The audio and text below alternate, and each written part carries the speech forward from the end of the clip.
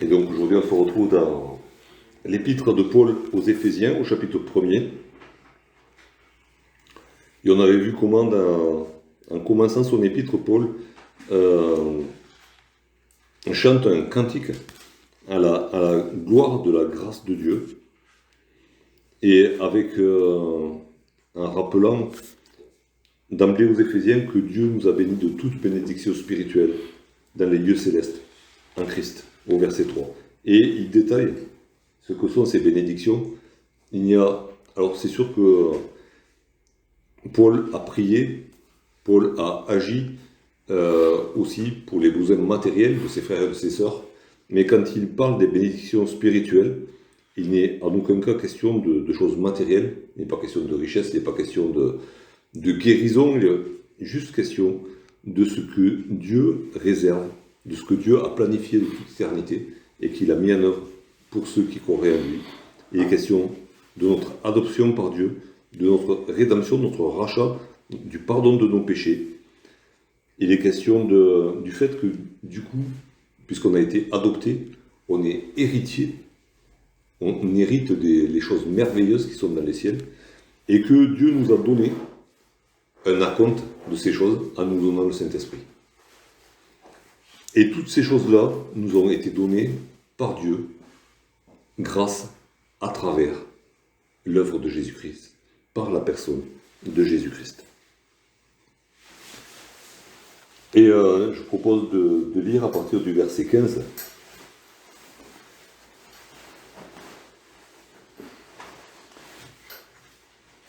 C'est pourquoi, moi aussi, ayant entendu parler de votre foi au Seigneur Jésus et de votre amour pour tous les saints, je ne cesse de rendre grâce pour vous. Je fais mention de vous dans mes prières, afin que le Dieu de notre Seigneur Jésus-Christ, le Père de gloire, vous donne un esprit de sagesse et de révélation dans sa connaissance, qu'il illumine les yeux de votre cœur, pour que vous sachiez quelle est l'espérance qui s'attache à son appel, quelle est la richesse de la gloire de son héritage qui réserve aux saints, et quelle est envers nous qui croyons l'infinie grandeur de sa puissance, se manifestant avec efficacité par la vertu de sa force. Il l'a déployée en Christ, en le ressuscitant des morts et en le faisant asseoir à sa droite dans les lieux célestes. Donc, le verset 20, c'est un verset charnière. On s'y arrêtera aujourd'hui, on reprendra dessus la semaine prochaine. Mais voilà, à partir du verset 15, Paul dit aux Éphésiens de quelle manière et pourquoi il prie pour eux. Et encore une fois, on va retrouver dans cette prière rien qui a trait au bien-être matériel, rien par rapport à la santé ou à la guérison, mais que des sujets de prière en relation, justement, avec la relation de ces Éphésiens avec leur Dieu et Père, et en relation avec ce que Dieu veut leur donner, avec ces bénédictions spirituelles que Dieu veut leur donner, pour que les Éphésiens en soient bien conscients, que les Éphésiens les aient sous les yeux. Et il commence donc au verset 15 en disant « C'est pourquoi moi aussi ». Alors c'est pourquoi, ça veut dire qu'il y a une suite logique avec ce qui est juste au-dessus. Et juste au-dessus, il y a les versets 13 et 14, où je n'avais pas remarqué quand je suis passé la dernière fois, mais il y a un changement de ton entre les versets 13 et 14, enfin un changement de personne à qui s'adresse, entre les versets 13 et 14 et les versets qu'il y a au-dessus. Les versets au-dessus, il est toujours question nous, à nous. Et au verset 13 et 14, Paul s'adresse aux Éphésiens. Il dit vous aussi. Après avoir entendu la parole de vérité, l'évangile de votre salut, en lui, vous avez cru, et vous avez été scellés du Saint-Esprit qui avait été promis, lequel est un gage de notre héritage pour la gloire, pour la rédemption de ceux que Dieu s'est acquis pour célébrer sa gloire. Paul continue à exprimer dans ces versets 13 et 14 quelles sont les bénédictions spirituelles que Dieu donne à ceux qui croient par Jésus-Christ, Mais au lieu de dire nous, comme dans les versets précédents, il dit vous. Et quand il dit c'est pourquoi, moi aussi, hein, c'est un parallèle avec un lui, vous aussi. Tout le long, c'était nous, et là, on retrouve nous, mais de manière différente. C'est vous plus moi. Hein. D'abord, Paul s'adresse aux Éphésiens, et il dit moi aussi. De la même manière que vous, vous avez cru, moi aussi j'ai cru. De la même manière que vous avez été sauvés, moi aussi j'ai été sauvé. De la même manière que vous avez été scellés du Saint-Esprit, moi aussi j'ai été scellé du Saint-Esprit qui avait été promis. Donc c'est une manière pour Paul d'exprimer d'une autre façon aussi l'unité des croyants. Lui, Paul, lui l'apôtre, n'a pas été sauvé d'une manière différente que les autres. Il n'a pas reçu quelque chose de plus ou de moins que les autres. Tout apôtre qu'il est. Et il exprime là cette réalité, nous sommes tous frères. Tous sauvés par le même Dieu, tous sauvés par le même sacrifice de Jésus-Christ. Nous avons un seul et même Père, un seul et même Sauveur. Et c'est une pensée qui revient souvent dans cet épître aux Éphésiens. Il l'a déjà exprimé à plusieurs reprises et là il l'exprime encore. Nous sommes un parce que nous avons été sauvés de la même manière et nous avons le même Père qui nous a adoptés. Et donc Paul dit, c'est pourquoi moi aussi, ayant entendu parler de votre foi au Seigneur Jésus et de votre amour pour tous les saints, ça nous fait réfléchir parce que la foi des Éphésiens faisait parler d'elle. Ce n'est pas forcément les Éphésiens qui écrivaient à Paul pour lui dire « remarque la foi que nous avons ». Mais Paul avait entendu parler de la foi des Éphésiens dans le Seigneur Jésus. Et s'il en avait entendu parler, bon, c'est parce que l'œuvre de Dieu, elle est visible. Hein, elle se voit, elle s'entend, elle se remarque. Ce que Dieu avait fait dans le cœur des Éphésiens, ben, ça avait impacté toute la région. Et tout le monde savait qu'à Éphèse, il y avait des chrétiens, dans la région d'Éphèse, il y avait des chrétiens, et ça avait changé le cours des choses. La foi, elle se voit. Hein, et c'est ce que Jacques dit dans le verset 2, dans son chapitre 2, au verset 18, il dit « Montre-moi ta foi par tes œuvres ». La foi, c'est pas quelque chose d'abstrait. Alors oui, la foi, elle est spirituelle, hein, elle se passe entre nous et Dieu, d'abord, mais les manifestations de la foi, elles sont visibles, elles sont palpables dans la vie de tous les jours. Et c'est ce qui fait que la foi des Éphésiens avait été remarquée, et le fait qu'elle ait été remarquée était arrivé jusqu'aux oreilles de l'apôtre Paul. Alors, par les frères qui passaient par là, par les échanges de lettres qu'ils avaient, par peut-être même la réputation des Éphésiens qui impactait même les païens eux-mêmes. Mais la foi des Éphésiens s'était fait remarquer et était arrivé jusqu'à l'apôtre Paul. Et une autre chose qui était arrivée jusqu'à ses oreilles, jusqu'à sa connaissance, c'était l'amour des Éphésiens pour tous les saints. C'est grand. Quand il est question d'amour là, c'est l'amour agapé, l'amour divin. Hein. C'était pas un amour, c'était pas de l'amitié qu'il y avait entre eux. C'est pas de l'amitié qui manifestait pour les autres chrétiens. C'était vraiment l'amour de Dieu, l'amour qui est versé dans nos cœurs par le Saint-Esprit lui-même, qui les avait marqués de la marque de Dieu. Et cet amour, il était pour tous les saints. C'était pas juste pour les chrétiens que je connais et que je fréquente dans mon assemblée. C'est pas pour les chrétiens que j'aime bien parce que on a des atomes crochus. C'était pour tous les saints. C'est l'amour de Dieu. L'amour de Dieu ne fait pas d'exception.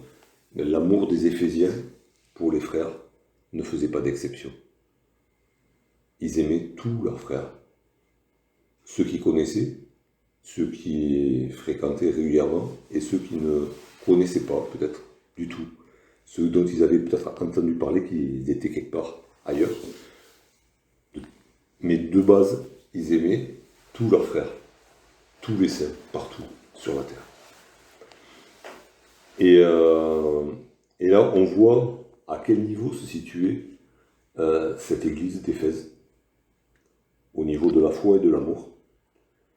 Et du coup, quand on lit ce que Jésus leur dit dans le livre de l'Apocalypse, j'ai contre toi que tu as perdu ton premier amour. Souviens-toi d'où tu es tombé, dit Jésus à cette église. Ah ben oui, là on voit d'où ils sont tombés.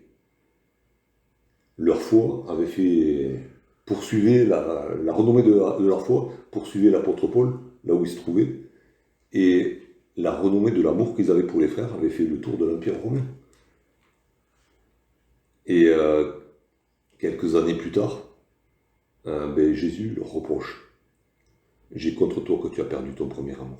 Alors oui, ton amour pour Jésus, qui est lié à la foi, mais aussi, du coup, l'amour pour les frères. Les deux vont ensemble. Et Jean, dans sa première épître, il le dit de 1000 manières. On ne peut pas aimer Dieu, on ne voit pas et ne pas aimer les frères. Et c'est justement là ce que... Enfin voilà, on a là le hiatus entre l'église d'Éphèse du temps de Paul et l'église d'Éphèse à la fin de la vie de Jean. Il s'est passé des choses là-dedans. Ils sont restés fidèles dans la foi. Et Jésus les félicite là-dessus. Ils ont combattu les fausses doctrines. Ils ont oublié leur premier amour. Alors nous déjà, ça va nous stimuler à arriver déjà au niveau de cet amour-là, pour tous les saints. Avoir l'amour de Dieu pour tous les saints, où qu'ils soient. Et puis une fois qu'on y sera, il ne faut pas décrocher, quoi. On s'y installe et on ne bouge pas, on ne veut pas dégringoler, et que quelques années plus tard, le Seigneur nous dise j'ai contre toi que tu as oublié ton premier amour, que tu as perdu ton premier amour.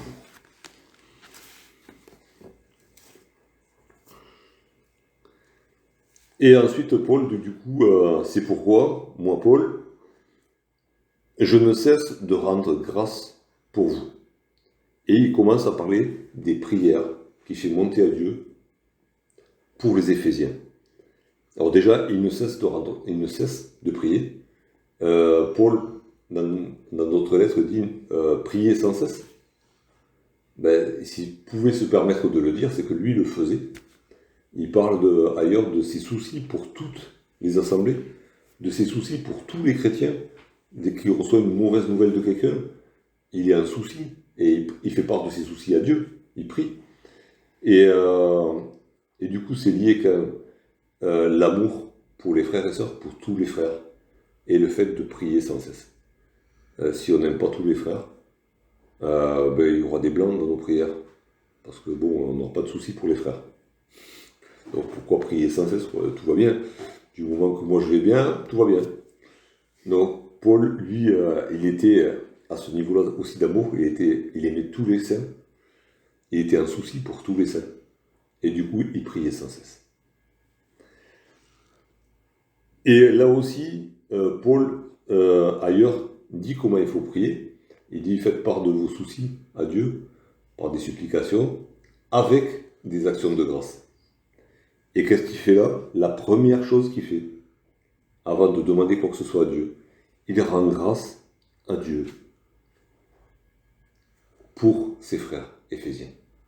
Il remercie Dieu de lui avoir donné ses frères éphésiens. Il remercie Dieu d'avoir fortifié la foi de ses frères éphésiens. Il remercie Dieu d'avoir versé dans leur cœur son amour divin pour tous les saints. Alors, on en est là aussi, on est loin de cet exemple de prière. On se réunit, on prie, parce qu'on est, alors c'est bien, enfin, c'est déjà bien, on est un souci pour les frères et sœurs. Est-ce qu'on pense d'abord à remercier Dieu, même si c'est des frères et des sœurs qui nous posent souci, alors, à cause des circonstances, des fois c'est par leur propre faute, est-ce qu'on pense à remercier le Seigneur de nous avoir donné ces frères et sœurs-là? Oui, Seigneur, ils sont pénibles. Oui, Seigneur, ils me posent problème. Oui, Seigneur, ils m'empêchent de dormir. Mais je te remercie de me les avoir donnés. Tu les as sauvés. Ce sont tes enfants. Ce sont mes frères et sœurs. Et je te remercie de me les avoir donnés. Et ensuite, Paul commence à développer ce qu'il dit dans ses prières.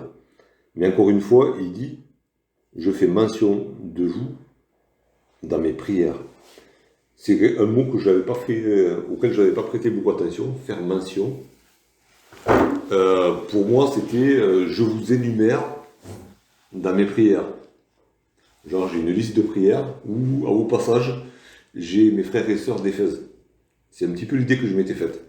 Je suis allé voir le mot original, et le mot original, c'est le même mot qui veut dire mémoire.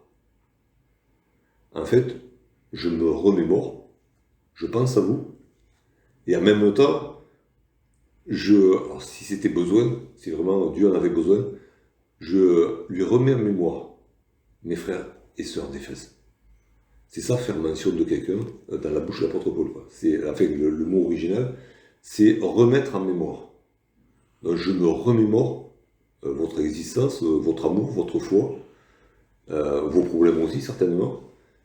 Et d'une certaine manière, c'est un peu trivial, mais je suis un peu le pense-bête de notre Père. Je lui remets en mémoire que là-bas à Éphèse, j'ai des frères et des sœurs que j'aime.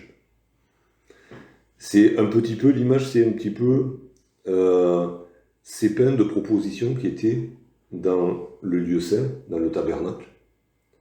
Ces 12 pains qui représentaient les 12 tribus d'Israël et qui étaient là dans la lumière du chandelier, à côté de l'autel des parfums, devant ce rideau qui cachait le lieu très saint, la présence même de Dieu. Ces pains étaient là pour rappeler les 12 tribus d'Israël. Et Paul, un petit peu, fait son pain de proposition, quoi, et le présente devant Dieu. Il dit, là-bas à Éphèse, tu as des enfants, et je prie pour tes enfants à Éphèse.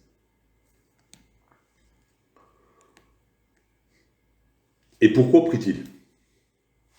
Alors je prie pour que le Dieu de notre Seigneur Jésus-Christ, le Père de gloire, vous donne un esprit de sagesse, de révélation dans sa connaissance. D'abord, pourquoi, et avant le pourquoi, à qui s'adresse-t-il? Alors pour nous, qui sommes ici réunis ce soir, c'est évident. Quand on prie, on s'adresse à Dieu. On s'adresse à Dieu le Père au nom de Jésus-Christ, comme Jésus-Christ nous l'a enseigné. C'est pas évident pour tout le monde. Il y en a qui prient les anges, il y en a qui prient les saints, il y en a qui prient la Vierge, il y en a qui prient. On se demande qu'est-ce qu'il prie, à qui il s'adresse. Mais Paul tient à le dire. Je m'adresse à Dieu pour qu'il fasse certaines choses. Et je m'adresse à personne d'autre qu'à Dieu le Père. Je préfère le préciser parce que pour nous, ça semble évident, mais ce n'est pas évident pour tout le monde. Et Paul ne s'adresse jamais, n'adresse jamais ses prières à quelqu'un d'autre qu'à Dieu lui-même. Oui. On peut aussi prier le Seigneur Jésus. On peut prier le Seigneur Jésus, oui, par l'Esprit, et d'ailleurs une prière de l'Esprit, viens Seigneur Jésus. Oui, on peut prier aussi, mais c'est Dieu, d'accord? On est toujours, c'est le Fils, mais c'est Dieu le Fils, c'est pas un sous-Dieu, hein, voilà. Donc on prie Dieu, on ne prie pas quelqu'un d'autre. Et donc, Paul définit à qui il s'adresse, et il dit, c'est Dieu, le Dieu de notre Seigneur Jésus-Christ. Et ça nous rappelle ce passage à la fin de l'évangile de Jean, quand Dieu s'adresse à Marie, et lui dit, je monte vers mon Dieu et votre Dieu. Jésus-Christ a fait que son Dieu, quand il était homme sur la terre, Dieu le Père est devenu notre Dieu. Et au début de cet épître, il a dit Dieu, le Père de notre Seigneur Jésus-Christ. Et Jésus a dit, je monte vers mon Dieu et votre Dieu, vers mon Père et votre Père. Le Dieu de Jésus-Christ, homme, est devenu notre Dieu. Le Père de Jésus-Christ est devenu notre Père. Et c'est en vertu de cela que c'est à lui que nous adressons nos prières. On peut lui adresser nos prières parce que nous sommes ses enfants et que notre Père nous écoute. Et c'est pour ça que Paul s'adresse à Dieu, le Dieu de notre Seigneur Jésus-Christ, le Père de gloire. Et là aussi, le Père de gloire, dans cet épître, il est souvent question des lieux célestes. Hein, et le Père de gloire, c'est celui dont Jésus nous a... C'est celui que Jésus nous a enseigné à prier en disant « Notre Père qui est aux cieux ». Notre Père qui est dans cette lumière inaccessible. Notre Père qui est dans la gloire éternelle. Et c'est à ce Dieu-là, à ce Père-là, que Paul s'adresse. Alors, il demande à Dieu, qui donne aux Éphésiens, et qui nous donne aussi à nous, hein, parce que s'il nous avait connus, il aurait prié pour nous aussi, qui vous donne un esprit de sagesse et de révélation, ou l'esprit de sagesse et de révélation dans sa connaissance. Alors la sagesse, ça a différents sens, hein, le mot grec il a différents sens. On le retrouve dans l'Épître aux Romains, au chapitre 11.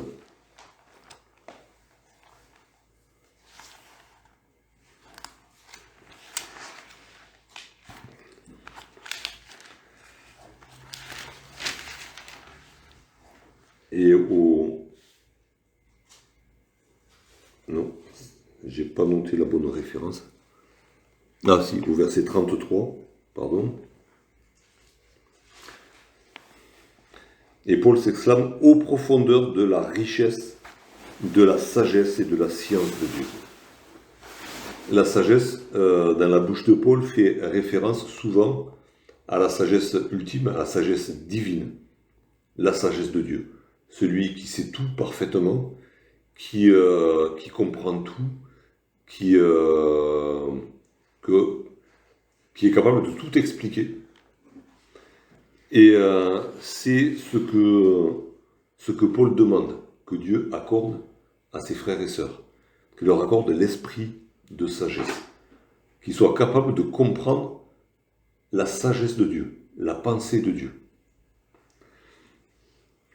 Il demande qu'ils aient l'esprit de révélation. Alors, l'esprit de révélation, c'est pas d'avoir des révélations journalières, enfin des choses, des visions, et forcément, et entendre des voix ou des choses comme ça, mais c'est vraiment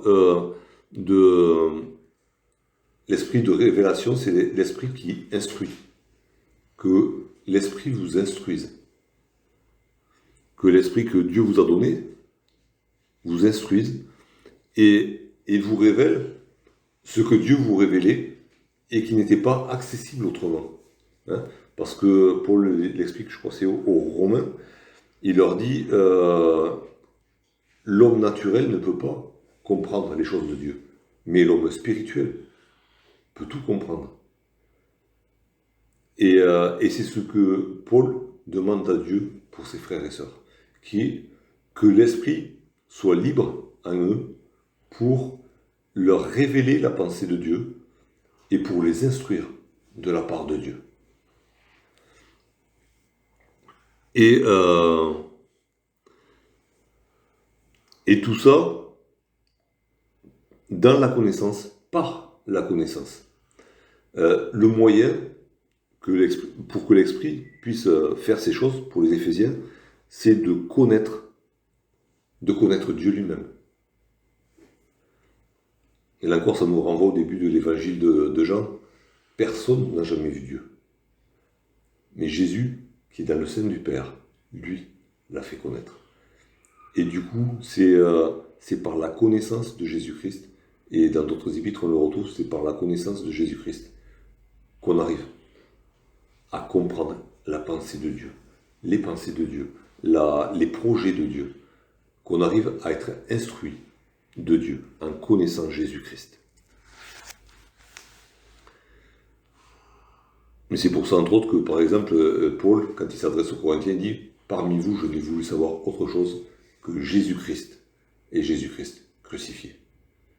Parce que je n'ai pas voulu vous transmettre autre chose que l'essentiel, Jésus-Christ, par qui vous pouvez connaître le Père. » Et cette connaissance dont il est parlé là, il y a plusieurs mots en grec donc qui sont traduits en français par connaissance. C'est une connaissance très précise. C'est une connaissance, on va dire même, le mot m'échappe, mais complète. Hein. On a tous les détails. Alors, on a du mal à imaginer, hein, mais ce que ça peut être, parce que Paul lui-même dit un jour, je connaîtrai comme j'ai été connu. Hein. Ça veut dire qu'aujourd'hui, je vois, comme il dit Paul, je vois les choses dans un miroir qui est flou. Mais un jour, je connaîtrai comme j'ai été connu. Je connaîtrai Dieu comme lui me connaît. Mais c'est cette connaissance-là que Paul demande à Dieu de donner à ses frères et sœurs. Omniscient. Non pas omniscient dans le sens non, parce que là, il est question de connaître Dieu. Et dans 1 Corinthiens 13, c'est connaître Dieu. Je connaîtrai Dieu comme lui m'a connu. Donc c'est pas de savoir ce qui se passe au bout de la terre ou ce qui s'est passé chez les Grecs il y a 2000 ans ou quoi, ça nous regarde pas. Ça c'est l'omniscience de Dieu. Ce que Paul demande à Dieu, c'est que ses frères et sœurs aient une pleine connaissance de Dieu lui-même. Sachant que, alors, c'est pas qu'ils ne croient pas que Dieu va leur accorder de la connaissance, mais Paul lui-même est conscient que lui-même ne l'avait pas et qu'il ne l'aurait qu'un jour, hein, quand il serait auprès du Seigneur. Mais cette connaissance, elle peut augmenter de jour en jour. Tous les jours, je peux apprendre quelque chose de plus sur la personne de mon Dieu, sur sa manière de penser, sa manière de faire. Et c'est ce que Paul demande à Dieu. Chaque jour, révèle-toi un petit peu plus à mes frères et sœurs d'Éphèse. Et révèle-toi aussi pour le coup à mes frères et sœurs de Béziers. Révèle-toi à tous de manière de plus en plus précise. Et Paul poursuit et il demande à Dieu, ben oui, quand on est fatigué, on est fatigué. On se repose dans le Seigneur. Mais et Paul demande à Dieu d'illuminer les yeux de leur cœur. Alors, ça peut nous sembler bizarre, parce que on voudrait, dans notre pensée, on voudrait qu'il y ait un projecteur et qu'avec nos yeux, on voit. Mais dans la pensée de l'époque, parce que nous, voilà, on sait, nous, que nos yeux captent la lumière. On a des capteurs, on n'a pas des projecteurs. On le saurait. Mais par contre, à l'époque, ils pensaient vraiment que la lumière venait des yeux, d'une certaine manière. Et c'est ce que Jésus, cette image que Jésus emploie dans l'évangile de Matthieu. Dans l'évangile de Matthieu au chapitre 6.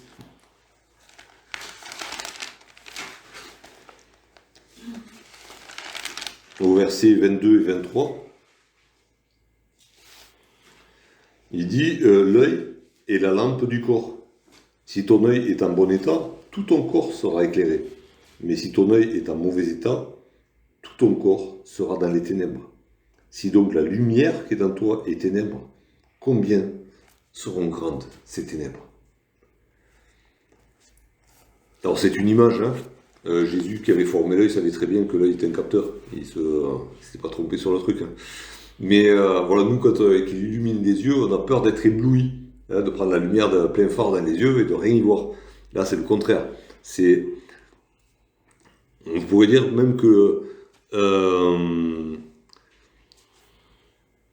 que vos yeux soient, alors on dirait autrement, que vos yeux soient capables de capter toute la lumière de Dieu.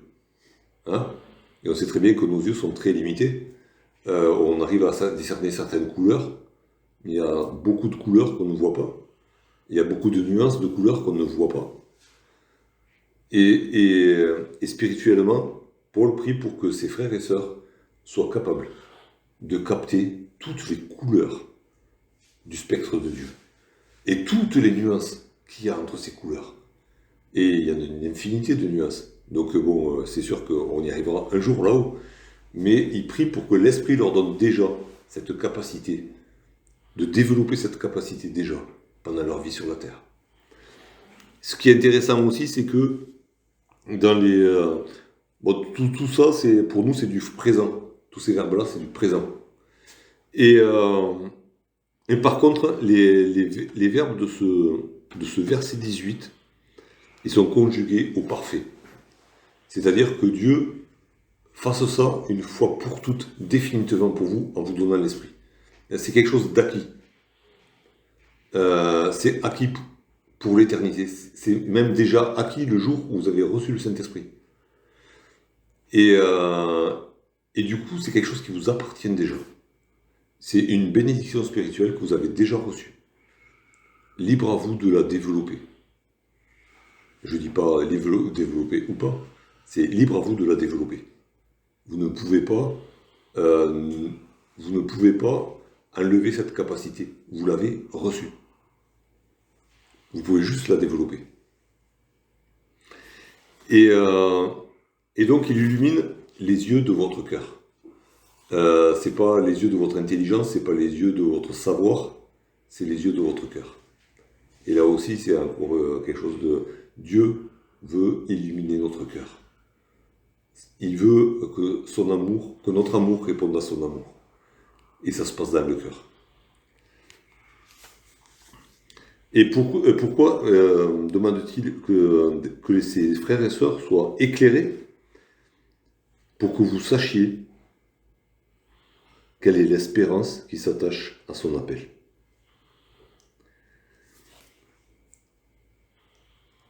Que vous arriviez à saisir, et ensuite il donne ainsi donc quelle est la richesse de la gloire de son héritage qui réserve aux saints.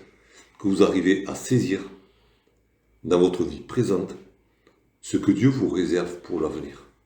Ce que vous avez déjà, puisque vous avez les arts de l'esprit, mais que vous soyez aussi capable de saisir par la foi ce qui vous attend derrière.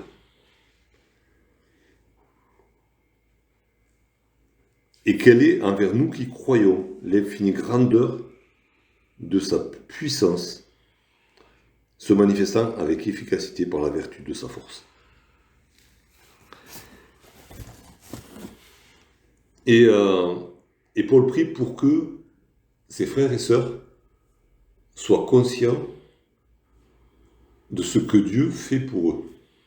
C'est envers vous, leur dit-il. Alors, c'est impressionnant quand on prend les mots en grec et qu'on les juxtapose. Oh, l'infinie grandeur, il est déjà question de grandeur. Infini, ou dans la version d'Arby, c'est... je ne l'ai pas noté, c'est pas merveilleuse ni glorieuse, c'est... Excellente. Excellente. Donc il y a rien au-dessus. Hein, c'est le top du top. L'infini, il n'y a rien de plus grand non plus. Hein, voilà. Alors, il est question de l'infinie grandeur, de sa puissance. Alors, la puissance, c'est le mot qui a donné en français dynamite. D'accord ? Se manifestant avec efficacité. L'efficacité, c'est ce qui a donné le mot énergie. Ok ?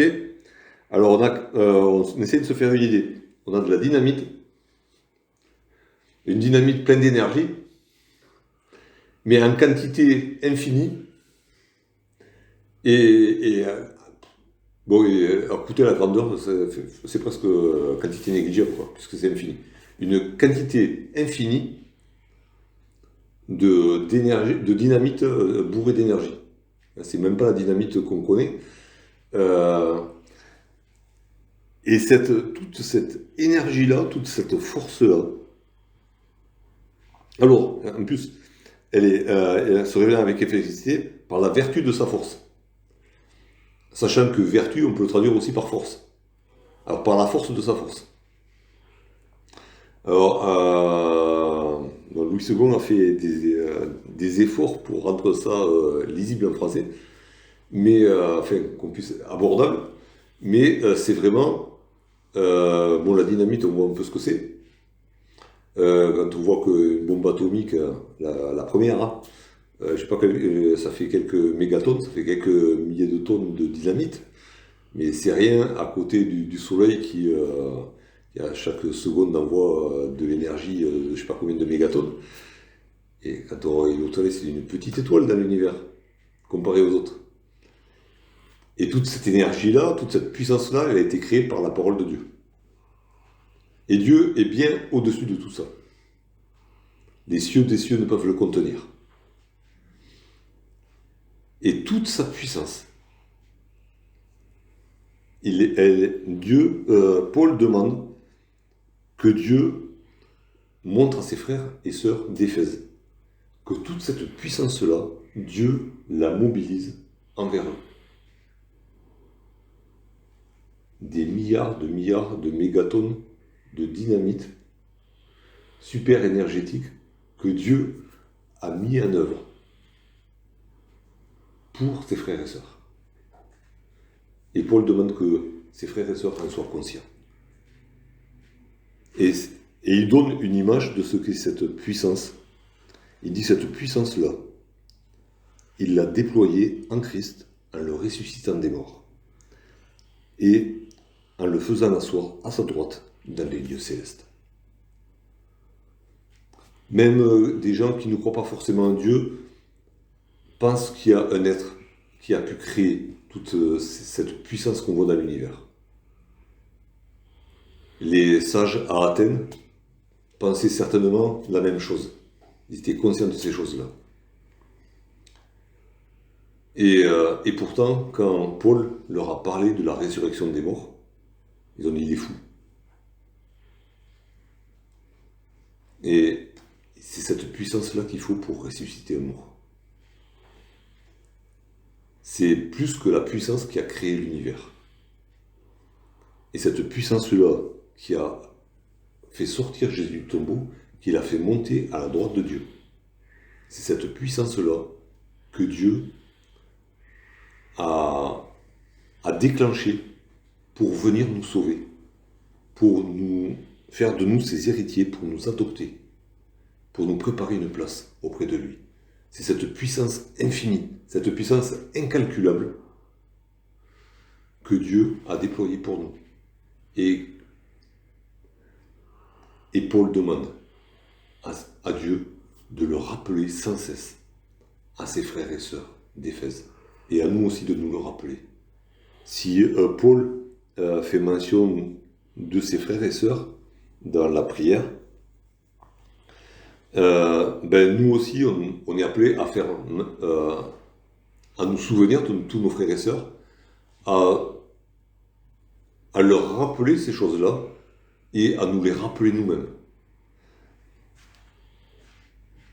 Et à prier pour que Dieu nous donne ce même esprit que Paul demandait pour ses frères et sœurs. Alors cet esprit, c'est le Saint-Esprit. Il n'y a pas besoin de le... Alors, c'est pas que ses frères et sœurs ne l'avaient pas et que Paul demandait que Dieu le leur donne. Ils l'avaient, mais il voulait que l'esprit soit libre en eux, qu'il n'attriste pas l'esprit, pour que l'esprit les éclaire sur la personne même de Dieu et qu'il leur rappelle, vous n'êtes pas seul au monde. La puissance de Dieu, toute la puissance de Dieu, l'incalculable puissance de Dieu est avec vous. Elle est en vous par l'Esprit Saint. Et c'est pour ça que Paul pouvait dire ce n'est pas un esprit de timidité que Dieu nous a donné, mais un esprit de force, d'amour, de sagesse.